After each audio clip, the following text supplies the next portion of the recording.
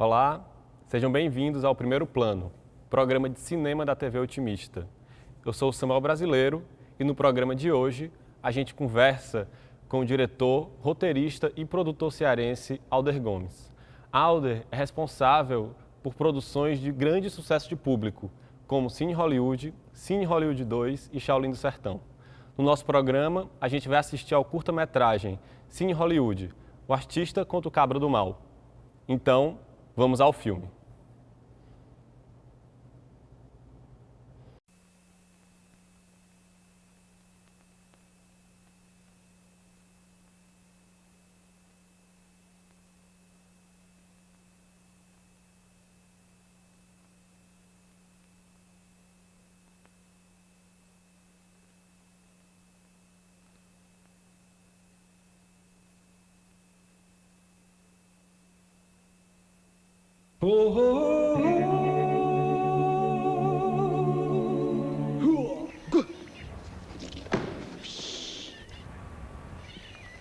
Cabo é bom.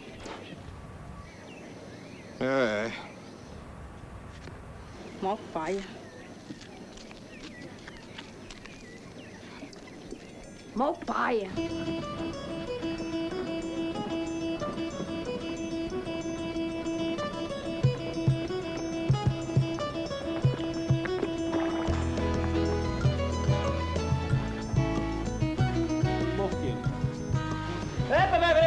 Peraí. Não, por esse caminho aqui só o padre, meu amigo. Aí, fiquei. Tá certo, entra.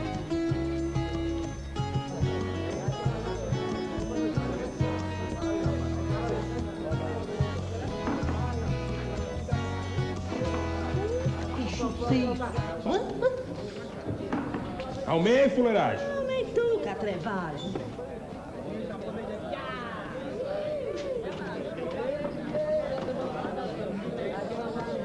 O prefeito é religioso. Todo homem que inaugura tira o terço. A primeira obra foi a casa da mãe dele.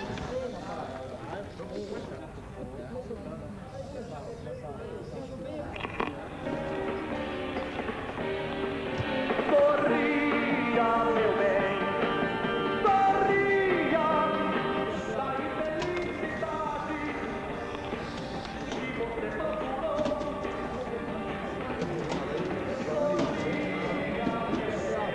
Este deve ser de primeira. Cadê o outro? Sorria, meu bem, sorria, eu sempre lhe dizia. Tareia, mano.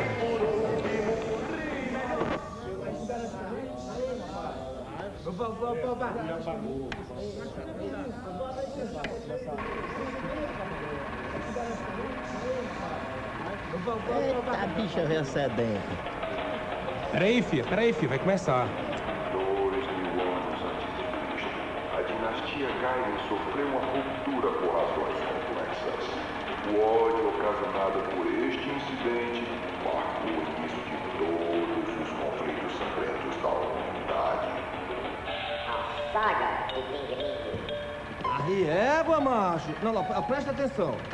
Este filme não tem nada a ver. Cala a boca, pioi! Não, Sabacu é desobediência civil. Você tá aí, homem? Oi. Tá bom, mano.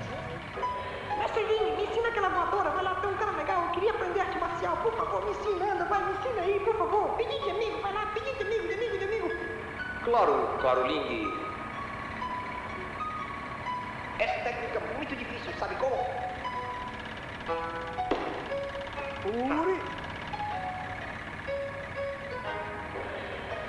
Se garante não? Se garante?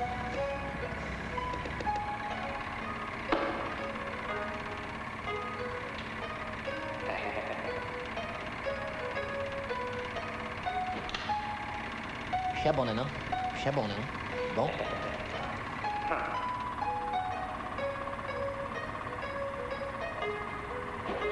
Saia de mentira, mano.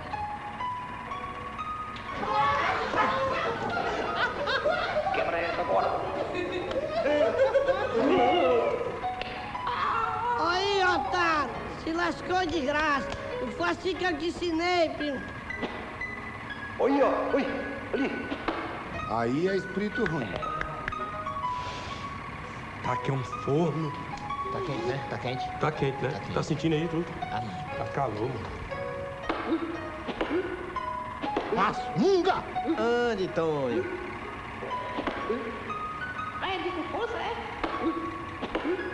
Ai, de pera, mestre. Valeu, Loba! Vai ver aquele palhaço. Devia estar no Sica esse diabo. Ei, dá licença aí, deixa eu ver também. Peraí. Basta o bicho do meio, menino. Peraí. Basta aí, menino. Tira a mão daí, tira a mão. Deixa eu ver. Eita porra! Maria, macho, ainda vai? Uepa!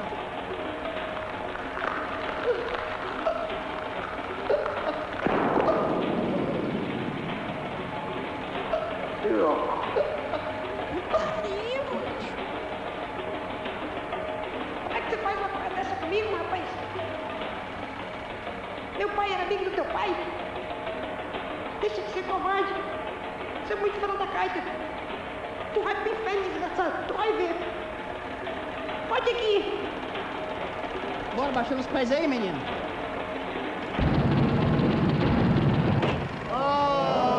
Já vê isso, moleque.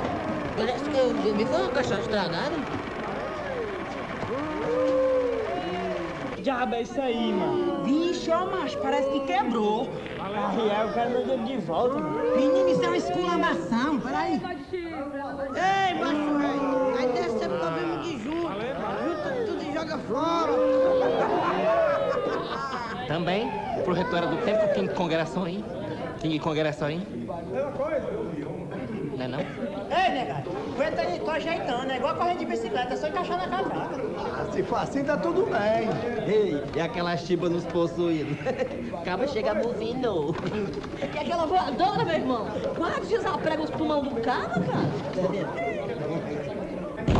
Fala aí, meu padre Cício. Tô prebado, agora lascou foi tudo. E o cara não disse que era só botar na catraca, meu. Essa onça não começa mais, não? Ei, macho, velho. Bota me daquela música pra rodar de novo, primo. Só mais um pouco aí, negada. Nossa experiente equipe técnica já está fazendo uma minuciosa inspeção no eixo esferográfico central da tangente do braço mecânico do projetor Ariflex anamórfico. Pode ficar tranquilo que o filme roda. Eu quero repeia, meu patrão. Tenha nervo, tenente. Eu já vi o filme desse sujeito. O cabo era possuído pelo demônio. Ah, é? E no outro filme, macho, que ele quebra 3 pau no cu brigando num bar? Pois eu quebrei, foi 100. Mas não deixou dois na roda, foi? É, vamos correr 10 moedas de chefe. Eu vou. É isso, capitão. Nós somos da paz. E o filme? Justamente o filme. O Caba era de uma valentia medonha. Eu só sei que a família do Caba era toda de faixa preta, meu. A do artista ou a do Cabo do Mal? A do artista, macho. O de bigode. E os dois? Não tinha bigode? Tinha, justamente isso aí. Mas o artista briga logo é com 12, de uma lapada só. Rapaz, era canga-pé pra tudo que era lado. Mesmo na frente, assim, de uma padaria, bem na frente de uma padaria, assim, com jeito de farmácia, aquele negócio todo, e o povo tudo olhando assim, e o artista todo coisativo, e o povo tudo assim, tá entendendo aquele negócio todo, e o artista querendo se amostrar, não sei o que, aquele negócio todo, e o povo, não sei o que, e não sei o que. Rapaz, eu sei que o povo tudo assim, coisando, aquele negócio tudo meio assim, tá entendendo aí? Como é, macho? Rapaz, eu só sei que depois dele brigar com 10... E tu não disse que era 12? Eram! Mas 2 não correram. Os homens frouxos. Os homens desses não podem trabalhar na polícia, não, coronel? E o ódio dos cabos era tão grande que até no comício de Jesus Cristo, os cabos se peitaram e o pau comeu. Se não fosse Jesus para desapartar... Mas, menino, Jesus metido em arruaça, é? Sim, Jesus. Você já leu a Bíblia pra você saber? Li. Até aquela parte do Alibaba dos 40 ladrão? Não, essa parte aí eu pulei. Você pronto. Isso só passou em religião que eu tinha feito. Essa Bíblia do Paraguai, é, menino?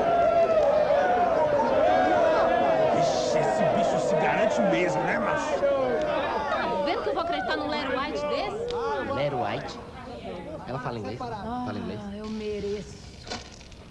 Ei, Francis Gleison, ei. E esse filme não se acaba mais não, hein? Aí o artista matou o caba. Matou Jesus, foi? Não, Major, o caba do mal. Vixe, o artista matou o caba? Matou, mas não quer dizer que o artista seja assassino. Como já dizia o grande diretor de Hollywood, Gengis Khan, o artista nunca é assassino. O caba do mal é que é morredor. E o caba morreu como? Morrendo, mano. Morreu, foi? Morreu. Morreu. E eu vou mostrar pra vocês. Agora eu vou logo dizendo. Não faça isso em casa nem na frente das crianças, porque eu tenho experiência. É isso, Francis Gleison.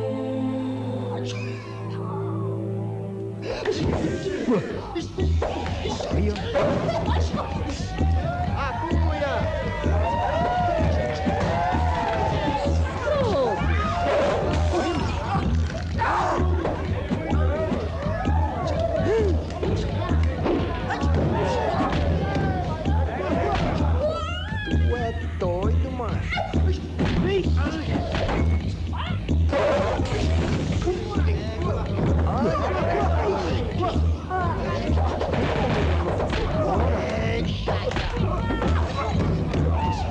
Olha, meu padrinho filho. É, o cabo é bom.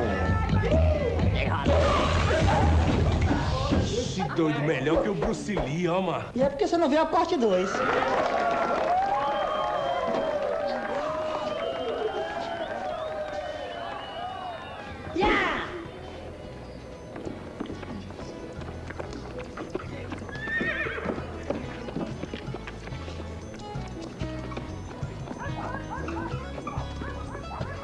Filma aquela parte toda.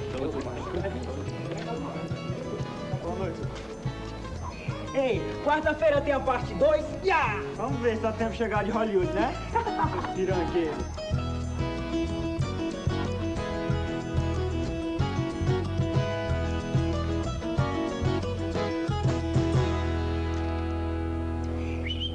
Bora, Montanha. Quando tá apurado?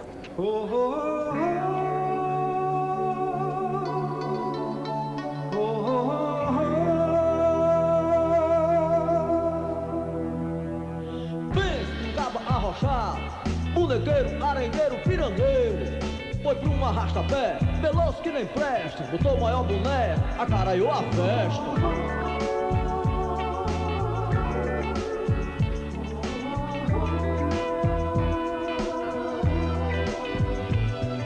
Engabelou o porteiro, afanou o bilheteiro. Entrou na garapa, queixou a fia do padeiro. Puliu uma doidinha alheia, logo a fia do açougueiro.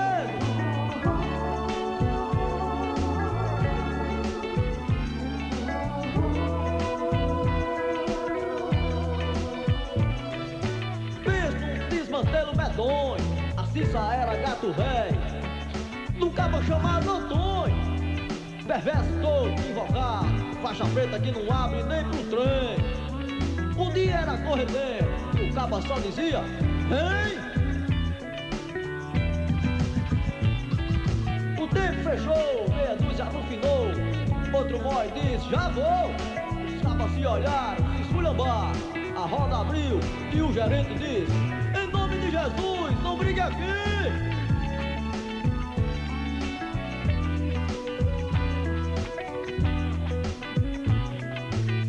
Tu só quer ser o Shaolin. E tu só quer ser o Bruce Lee? Né? Nem de Bruce Lee eu gosto. Sou mais o Jet Li. Mas Jet Li é o maior paia. Mas é tu, respeita a polícia, senão vamos Kung Fu.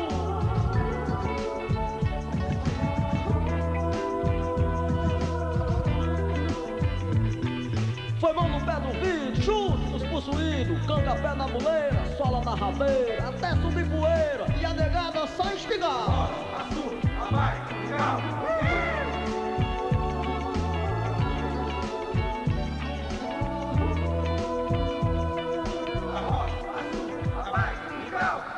Já é isso, Francis Gleison. Deu problema de novo. O negócio fuleiragem.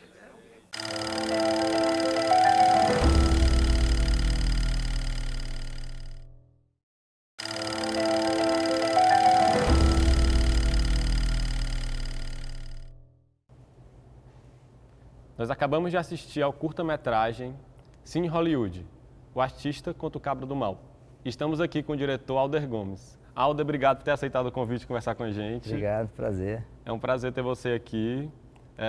Eu acho que você é uma pessoa aqui no cinema cearense que tem uma experiência muito diversa com o fazer cinematográfico, tanto no Brasil quanto internacional. Então, acho que vai ser uma conversa que vai ser muito boa assim, para a gente falar sobre esses processos. E aí, antes de mais nada, eu queria que a gente começasse conversando como é que o cinema chega até você, assim, porque o Cine Hollywood é um filme que é apaixonado pelo cinema, né? Sim. Então, como é que você descobre essa paixão pelo cinema?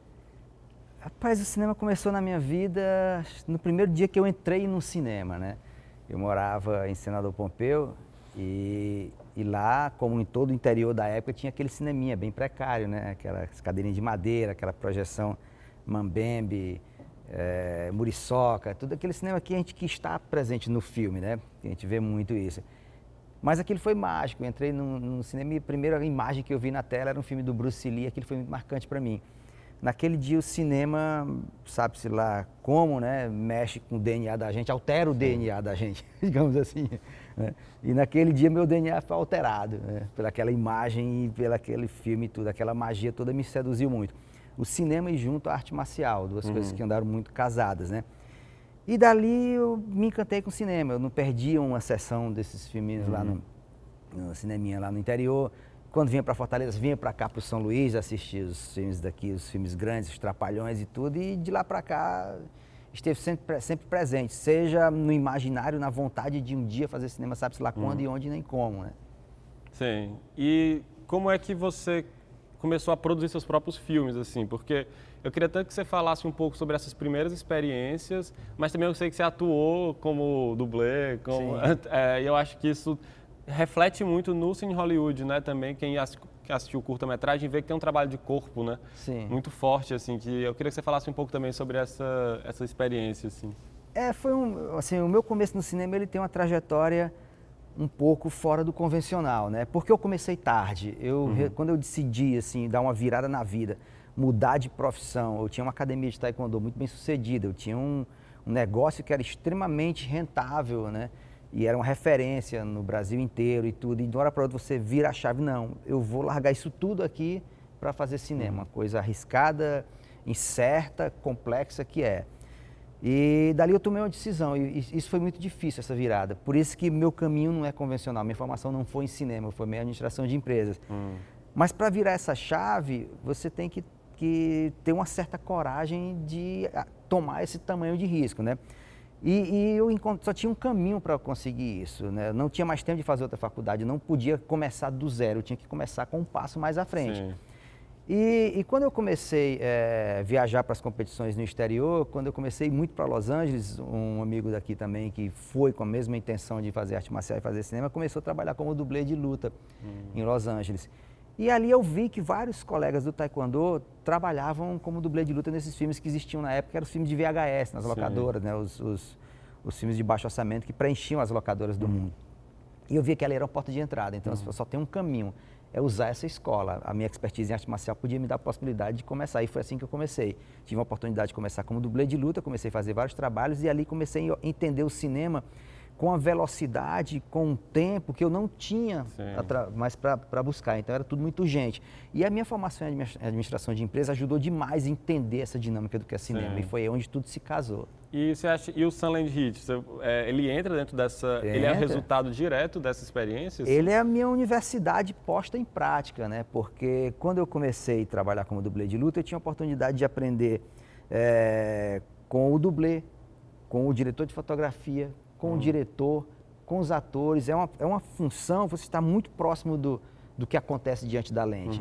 E aquilo para mim foi uma grande escola. E entender como funcionava a dinâmica do cinema, entender de mercado, como eu passei a entender indo para os mercados que tinha em Los Angeles, para o American Film Market, que eu ia todo ano para perceber como é que funcionava toda essa dinâmica mercadológica do cinema no mundo, né?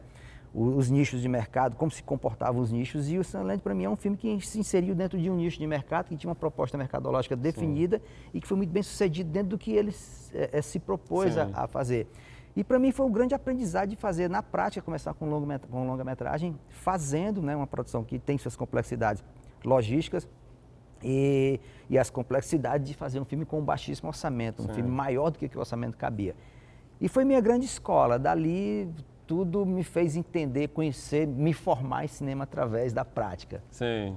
E dentro dessa experiência fora, assim, o que é que você acha que você levou para fora também, né? Não só o que você aprendeu, mas como é que você acha que você levou dessa experiência de ver cinema de rua, cinema Senador Pompeu, essa experiência muito afetiva que você traz, assim, dentro de uma lógica mais industrial, né? Se você, dentro dessa discussão que a gente está falando, dentro de uma lógica americana mais industrial, mas como é que você acha que também que você conseguiu levar esse afeto que você tem por esse cinema de arte marcial, e depois a gente conversa também sobre as comédias, né?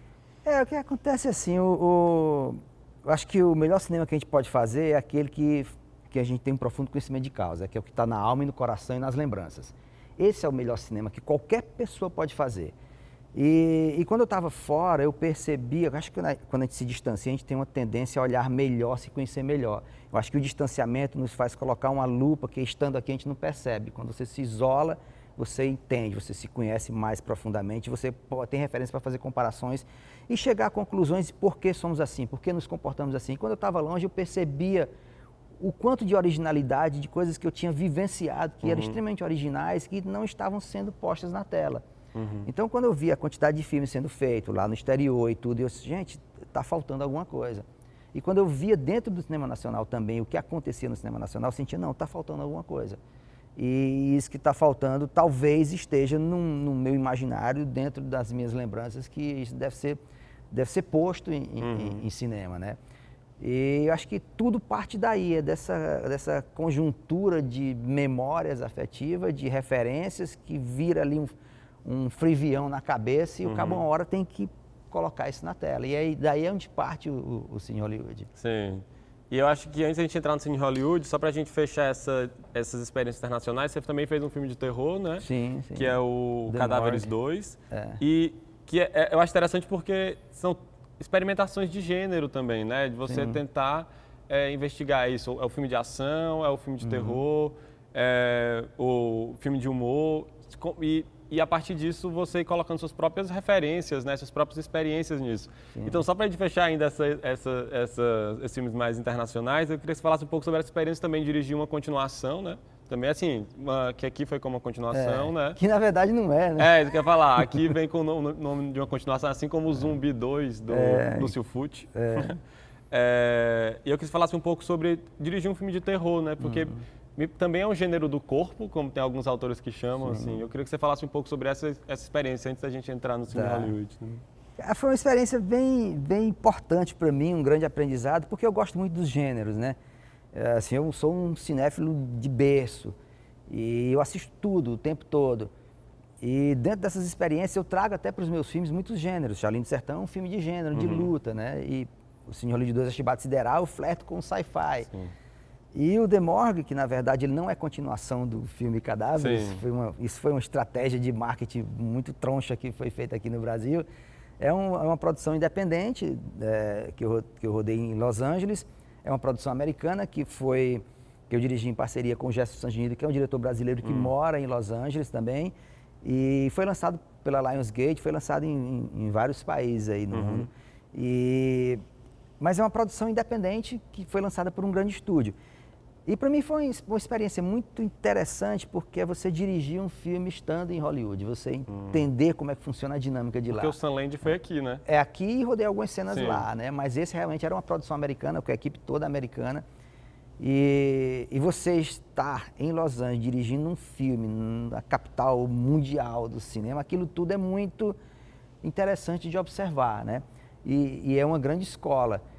E era um filme que flerta ali com um terror na linha do sobrenatural, não é um terror slash, aquela coisa de sangue, não é aquilo como lançaram em alguns países propondo isso, e a ideia não é essa, ela é um suspense sobrenatural.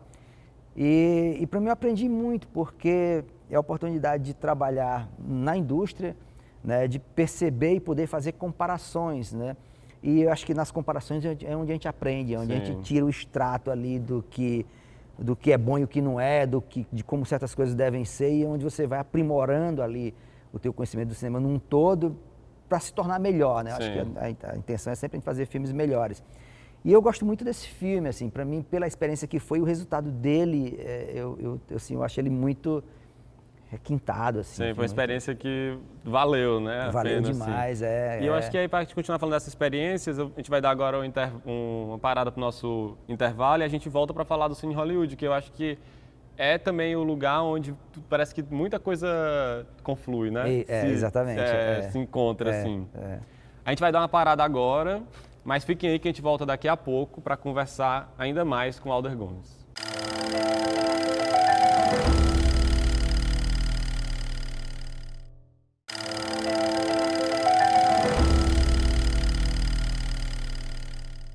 Estamos de volta no primeiro plano. No programa de hoje, a gente assistiu ao curta-metragem Cine Hollywood, O Artista contra o Cabra do Mal, e estamos conversando com Alder Gomes. Alder, a gente estava conversando antes sobre essa experiência nacional. Tudo isso, na verdade, para falar muito, eu acho, sobre retornar, né? Porque eu acho que uma discussão que se tem muito grande, às vezes, é fazer sucesso fora, né? Mas eu acho que é muito interessante a gente pensar, na verdade, também pensar os retornos, né? E eu acho que esse retorno ele se dá de maneira muito forte com o Cine Hollywood, né? Tanto com o curta quanto com tudo que deriva do curta, assim.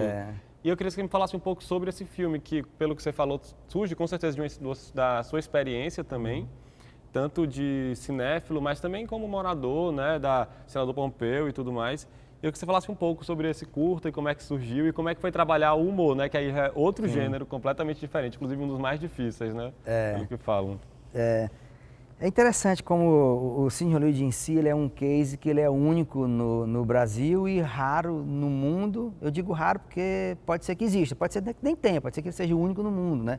De um curta que virou um longa, que virou uma sequência, que virou uma série de sucesso na rede de TV aberta, que foi reprisado em menos de um ano em horário novo de novo e foi sucesso de novo, que já vai ter uma segunda temporada que está em pré-produção. É muita coisa para uma história só, né? O leque de desdobramentos disso tudo. E eu acho que o sucesso disso tudo passa mesmo porque volta àquilo que eu falei no começo, do sentimento. É uma coisa feita com muita verdade, com muita paixão, com muitas referências, com muitas memórias afetivas. E eu acho que esse é o melhor cinema que a gente pode fazer. E o Cine Hollywood, eu acho que ele sintetiza isso tudo. Eu acho que ele simboliza você tornar tangível um sentimento que é a serenidade, que era fragmentado em vários outros elementos que a gente falava na serenidade. O baiano fala muito na baianidade, que a música sintetizou a baianidade.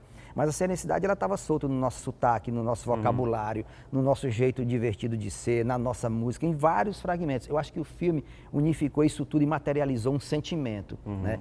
E esse sentimento, o cearense, ele entende muito bem. O que é serenidade?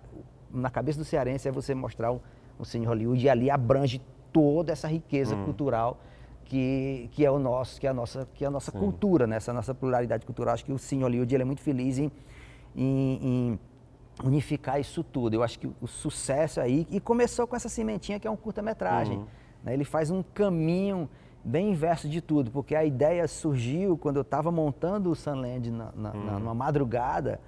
Eu estava na ilha de edição e numa madrugada de repente veio assim, é como se fosse um encosto, uma onda, uma coisa que bate em você e vem um fervilhão de memórias de uma forma tão intensa que naquela hora eu falei lá para a montadora, a Gláucia Soares, a gente estava montando junto, eu vou ali escrever um argumento, porque está dando um curto aqui o negócio. E escrevi esse argumento. E aí chamei a Micheline e o Thiago, que eram parceiros que a gente escrevia algumas coisas juntos ali, e disse, vamos botar isso em forma de roteiro, roteirizamos. E mandei para o edital do Ministério da Cultura, né? E era um edital, naquela época os filmes ainda eram em película, era muito caro fazer filme, e pouquíssimos editais contemplavam a premiação de curta-metragem, e esse era o mais disputado no país. E o filme ganhou o edital, e aí viabilizou, né, a sua produção. Mas é uma sementinha que plantou, que ela é um pequeno recorte desse universo do Cine Hollywood, onde já está ali a nostalgia, onde está a nossa serenidade através da nossa comédia, do nosso sotaque, e um resgate histórico de um tipo de cinema que existiu e que estava muito presente na memória afetiva das pessoas e existiam pouquíssimos registros sobre aquilo, né? A gente não tem muita coisa registrada sobre a história dos cinemas no interior e a influência do impacto cultural desse tipo de cinema nas pessoas, porque as pessoas viam um filme de Kung Fu, aquilo influenciou, viam um filme de Western, então acho que em Hollywood o curto ele é essa sementinha disso tudo. Eu lembrei, revendo, né, o filme, eu fiquei lembrando muito do meu pai, que é de Juazeiro, falando das experiências no Cine Eldorado e assistindo. Ele sempre falava do não restou nenhum. Aí ele tem toda a memória afetiva de uma imagem que é construída. Então, e uma coisa que eu fiquei pensando sobre o filme foi sobre esse encontro também com pessoas que produzem cinema no Ceará, né? Que a gente está falando essa ideia desse retorno. E você já falando do Sunland Hit, né? Já existe, na verdade, esse encontro com quem produz cinema no estado, né? Também falou da Gláucia, né? E eu queria que você falasse um pouco sobre isso, de como é que foi esse encontro de pensar, não, realmente vou fazer cinema aqui no estado, né? Porque agora é uma realidade completamente diferente, né? Sim. Naquela época era muito diferente, porque primeiro fazer um filme era muito mais caro por conta dos recursos técnicos, né? Era película.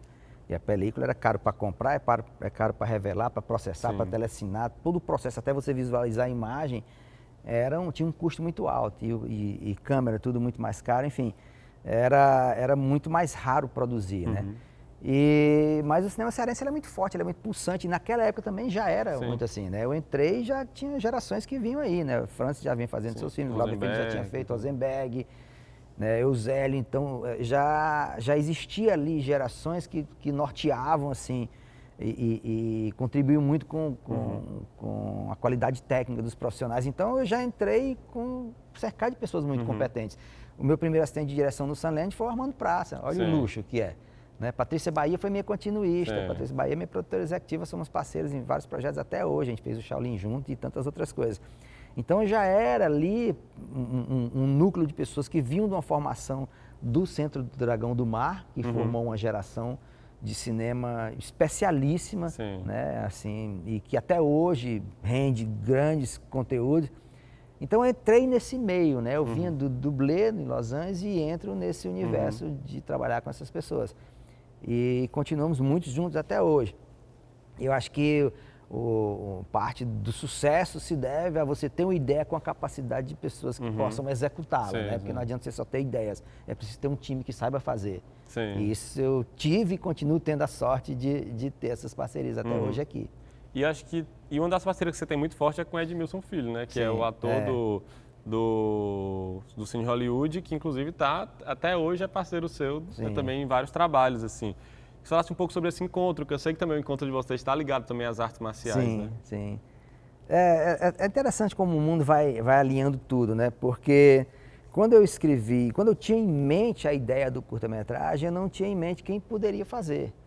Porque era muito específico aquele perfil de ator, né? Digamos que eu coloco assim um casting, eu vou abrir um casting que eu preciso de um cara que seja expert em arte marcial, engraçado, comediante, cearense, puro sangue de origem, conhecedor profundo do cearenseis, viciado em filme de luta e que consiga dar uma voadora, cair de perna aberta para ter a piada do Foi-se a Prega Rainha. Não tem produtor de elenco no mundo que ofereça, eu tenho essa pessoa, não existe, essa pessoa não existe, você vai ter que encontrar. E é engraçado que, aleatoriamente, o Edmilson chegou na minha academia, ele matriculou como um faixa branca, matriculou cheio de sonhos, de pretensões de ser um atleta, de ser campeão brasileiro, e foi. Várias vezes campeão brasileiro, impressionante assim, a determinação de você dizer, eu quero isso e conseguia, né? Foi um atleta exemplar, até chegou a tentar a vaga olímpica, mas além desse grande atleta que era uma figura divertidíssima que a gente via nos treinamentos, nas viagens para os campeonatos e tudo, e gente, ele é o Francis Gleides que eu imaginei. E aí, quando a gente escreveu o roteiro, eu já sabia que ele ia fazer. Né? E assim, era um filme feito com pouquíssima película, quase tudo take único, era um risco muito grande. Mas eu tinha certeza do que eu sabia, do que eu enxergava. E obviamente que as pessoas não podiam enxergar. As pessoas, não, é bom chamar um ator experiente. Não, cara, nenhum ator experiente vai fazer o que ele pode fazer. E foi no curta-metragem, esse sucesso todo que ele foi. Quando veio o longa, eu me deparei de novo com a mesma situação. As pessoas, mas você vai fazer um longa, o cara não é conhecido, esse cara não interessa se ele não é um ator conhecido ainda. Mas ninguém pode fazer o que ele pode fazer nesse filme. Né? E assim foi, ninguém poderia ter feito. Né? E essa parceria vem de tantos projetos que a gente ainda tem pela frente, porque o Edmilson é um ator que eu posso escrever muitas coisas que ele pode fazer. Né? Por conta da habilidade que ele tem na arte marcial, e essa habilidade corporal dele permite chegar em lugares que me deixa a mão solta ali para escrever e saber o que ele faz. Tem uma segurança, né, naquilo que você pode propor.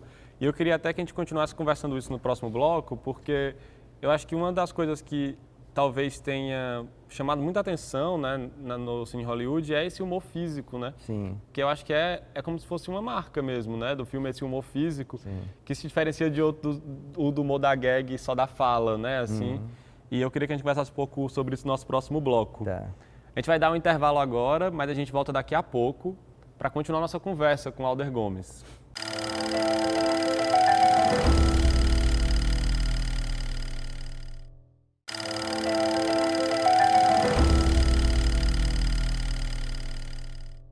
Estamos de volta no Primeiro Plano. No programa de hoje, a gente está conversando com Alder Gomes. Alder, a gente finalizou o bloco passado falando sobre essa experiência também com o Edmilson Filho, essa questão do que um ator consegue fazer, né, assim. E eu queria que você falasse um pouco sobre também seu método de direção, porque eu acho que uma das coisas, como eu tinha falado antes, que chama a atenção no Cine Hollywood, não só no curta, mas como na série também, nos longas, né, esse humor físico. Que me lembra Buster Keaton, todos esses também clowns do cinema que também usam do humor físico para isso. E eu quis falar um pouco sobre como é que você dirige isso, assim. Você falou que você fica muito à vontade em propor, e eu quis falar um pouco também sobre a sua direção, assim. Na comédia tem uma coisa que esse humor, a possibilidade de você ter esse humor físico, agrega muitos elementos, porque você pode ir para lugares na comédia que é preciso ter essa expertise, né?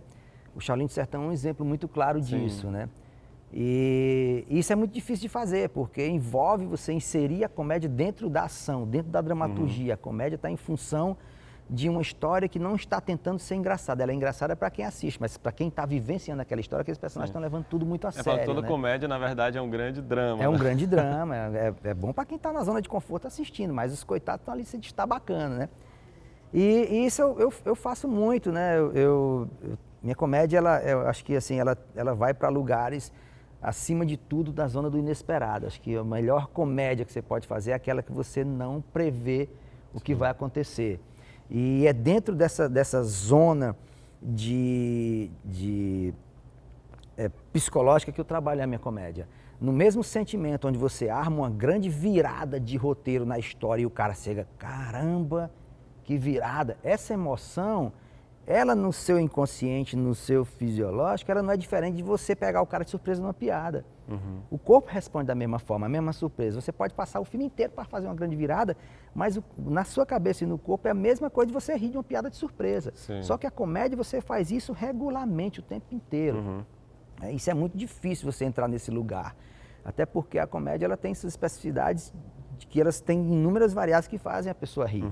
Né? O que eu rio agora, pode ser, se eu tiver com dor de dente mais tarde, eu não vou rir, porque eu estou com outro elemento que não está me permitindo. Sim. As suas referências de vida te fazem rir de certas coisas que outros não. Né? A cultura faz você rir de coisas que outros não. Sim. A pessoa de um lugar ri de uma coisa e outro não. E quando você vai para comparar por que a comédia é mais complexa, você chegar nesse lugar em comum do riso, no drama, se o cara levar um pá de chifre no Alasca ou na China, e se ele tomar dose de cachaça ou ouvir uma música, ele chora. Mas o cara não ri da mesma coisa. Né? Essa é a complexidade da comédia. E essas camadas, eu coloco muito dentro do filme, seja da física, seja em camadas que estão ali lá no profundo, onde as pessoas podem encontrar uma crítica, uma crônica, uma sátira social profunda, né? De histórias que eu estou contando ali que não são meramente sketch gags para fazer a pessoa rir, não são histórias. Eu conto história e dentro dela está a comédia, né? Sim. Então, se você olhar todos os filmes que eu faço, tem uma história, tem arcos, tem viradas dos personagens, da história toda, e a comédia está inserida. Sim. Porque eu acredito nessa comédia que está dentro de uma boa história. E não você tentar alguém rir. É muita presunção, você, não vou te fazer rir, não. Não é por aí. Eu acho que a história tem que te seduzir. Da mesma forma que ela te seduz por outros caminhos, ela te faz rir também. E a comédia física é uma das ferramentas que eu uso muito para isso, né? O Shaolin do Sertão, acho que é a minha maior referência. O Cine Hollywood também, quando o Francis Leite se vê obrigado a fisicamente contar uma história que ele não assistiu, quando narrar o projetor com o corpo, quebra. Né? Porque ele tem que narrar com o corpo, né? Exatamente. E eu, revendo o curto, eu fiquei pensando muito nisso, no corpo e também no público, né? Como o público, ele faz parte do filme. E você falou isso do fazer rir, né? No sentido de que cada pessoa pode rir, entender a comédia de uma maneira e tal, interpretar. Como é que você chegou também nessa ideia de que o público é também personagem, né? Porque não é só a pessoa que conta a história, mas é também as pessoas que estão ali naquele cinema, né? Que todos são personagens, em algum lugar você tentou construir uma variedade como se fosse de personagens icônicos, né? Assim, dentro desse público. Como é que você chegou também nesse público? É engraçado que o Cine Hollywood, ele vem, eu acho que a principal semente dele vem do primitivismo do que é o cinema, que é uma contação de história. Qual é a forma mais primária do cinema? É uma contação de história. E eu lembro, assim, na minha infância, porque eu vivi uma infância onde a televisão era raríssima na cidade e tudo, então a gente tinha o hábito de juntar a galera no final da tarde, ficar na esquina da casa de alguém contando história de assombração, história de disco voador, história de todo mundo. E a contação de história é o que acontece no Cine Hollywood. Quando o projetor quebra, o Francis Gleitson é obrigado a voltar nos primórdios do que seria essa coisa primitivista do cinema, que é uma contação de história. Então ele é obrigado a seduzir o espectador com aquela história que ele não pôde mais contar através do cinema. E é onde ele incorpora várias linguagens. Ele incorpora o roteiro, que é a narração dessa história, né? Ele incorpora elementos do teatro quando ele faz como personagens. Ele incorpora elementos do cinema como a agilidade do diálogo e da montagem, quando ele faz aqueles movimentos todos. E ele sai ali jogando elementos onde ele une tudo num imaginário e se transforma numa imagem para as pessoas, né? Isso é muito metalinguístico, né? E a metalinguagem do cinema, conseguir ser popular não é fácil, né? Muitas vezes os filmes ficam muito cabeçudos. E o Cine Hollywood conseguiu ser metalinguístico e sendo popular, né? E tem outros elementos também no Cine Hollywood, no longa, quando o Francis Gleitson está contando a história no final, que ele interage com essa plateia, ele flerta até com o que as pessoas chamam de 4D, que é quando ele joga ali a relação, quando ele simula que arranca os ovos e joga em direção ao cara e o cara se afasta. É ali uma brincadeira com esses elementos modernos do 4D de hoje. E tem outras coisas também que eu costumo colocar no cinema, com a interação com a plateia, não mais na metalinguagem do filme, mas dentro de uma sala de cinema. Por exemplo, o que eu chamo piadas que triangulam, né? Por exemplo, no Shaolin do Sertão tem um momento ali que o cara fala, rapaz, o que é que ele tem, que ele tá falando esquisito? É porque ele tá com sura. Pronto, eu não explico o que é sura. Mas o caba no cinema, alguém vai saber que porra é essa. Eu vejo terra de colégio, que rapaz, o que é sura? A galera aqui deve caber o que é. Tem alguém que sabe? Aí você joga dessa dentro da sala do cinema. Aí às vezes ninguém entende, só uma figura lembra e começa a rir sozinho, macho. O cara começa a rir sozinha. Aí o outro vai perguntar, pai, que diabo é sura? Aí o cara vai fazer questão de responder pro outro.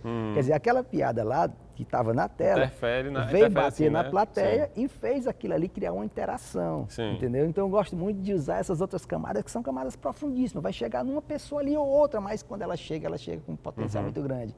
E assim você distribui o leque de possibilidades, né, de atingir vários públicos dentro de uma mesma cena, né? Eu acho que isso também está nessa construção, né, do público que está assistindo ali, né, o curta-metragem. E aí eu queria que a gente falasse um pouco sobre essa passagem do curta para o longa, né, porque já citou um pouco, né, sobre essa relação. Eu queria que você falasse um pouco mais sobre que diferenças qual foi o desafio, né, porque uma coisa é você ter um curta ali, né, outra coisa é como é que essa história ela se expande, assim, como é que você pensou, não, acho que vale a pena investir no longa. E como fazer isso no sentido para manter a identidade também, né? Esse foi um grande desafio, porque o que aconteceu com o curta é que ele teve uma trajetória muito premiada em festivais e aconteceu em paralelo a isso, e eu percebi o quanto que ele estava numa zona que as pessoas chamam de regional, que essa palavra para mim não existe, né? Qualquer coisa é regional, porque ela é feita em algum lugar. Mas eu percebi o quanto que nossa história ali, do miolim, do universo, no microcosmo, no interior do Ceará na década de 70, o quanto que ela seduzia plateias em vários lugares. Eu ia para os festivais, eu via quanto o filme era sedutor, então eu via o quanto o filme se comunicava não só com a gente, mas com qualquer lugar. E quando o filme terminou a carreira em festivais, aconteceu uma coisa interessante, que eu coloquei ele disponível na Distrivídeo, na rede Distrivídeo, que tinha locadoras no interior e na capital, né? E aconteceu um fenômeno, quando o filme entrou na locadora, ele começou a se tornar um fenômeno de locação.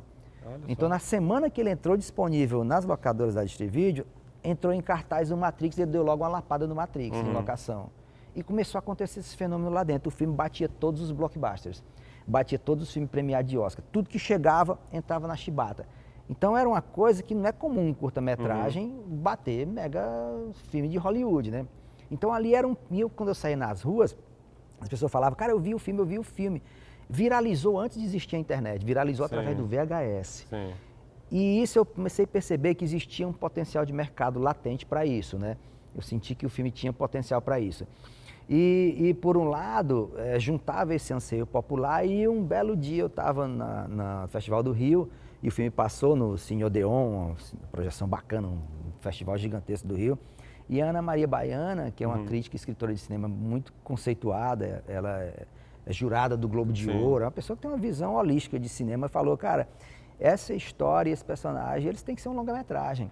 E aí juntou a palavra de um expert com o que as pessoas falavam, rapaz, é mesmo. Sim. Foi daí que eu parti para o desafio do longa-metragem. E aí veio de novo uma trajetória. Da sinopse às telas foram 7 anos. As pessoas acham que foi um pulo, não foi. Né? É meu quarto longa o cinema Hollywood. Eu participei 5 vezes do edital de baixo orçamento do Ministério da Cultura. Todo ano eu participava, levava chibata, batia na trava, até que o filme ganhou. Daí ganhar e até ser lançado é outra saga. Né? Porque daí você está com um filme pronto e tentar convencer os distribuidores, convencer o mercado, que o filme tinha potencial de mercado. Público, né? Que tem público. Quando o filme era na contramão de tudo, foi outro grande paradigma para ser quebrado. Sim. Alder, eu acho que essa conversa, a gente já está chegando ao final dela, infelizmente, tem muita coisa para conversar, tem que fazer o 2, né? Sim, sim. Eu acho que fala muito também sobre você acreditar naquilo que lhe interessa, né, no cinema, assim, fazer o cinema como você está falando, né? Fazer o cinema que lhe interessa, né? Assim, quais são os filmes, quais são suas referências, né? E fazer essas apostas. Então, antes de mais nada, eu queria muito agradecer a sua presença, assim, essa conversa também. Obrigado. Que eu acho que foi ótimo, espero que você tenha gostado também. Obrigado, foi um prazer, Maria, obrigado. E a gente segue aí, né? Agora começando a pré-produção da 2ª temporada do Cine Hollywood, na Globo. Já vou pro Rio para começar a filmar. Acabei de filmar Bem-vindo a Quixeramobim, que é uma comédia que a gente rodou no Sertão Central. E rodei em 2019, o filme está pronto, aguardando data para lançar o Vermelho Monet, que é um drama sobre pintura, que é outro universo também que eu tenho uma grande paixão. E durante a quarentena eu fiz um curta para o Instituto Moreira Salles chamado Call Stories, que ele está no link da bio do meu Instagram. Legal. Que foi um convite do Kleber Mendonça Filho para contar esse sentimento do que é estar quarentenado. Maravilha, então fica o convite para todo mundo assistir. E a gente fica por aqui.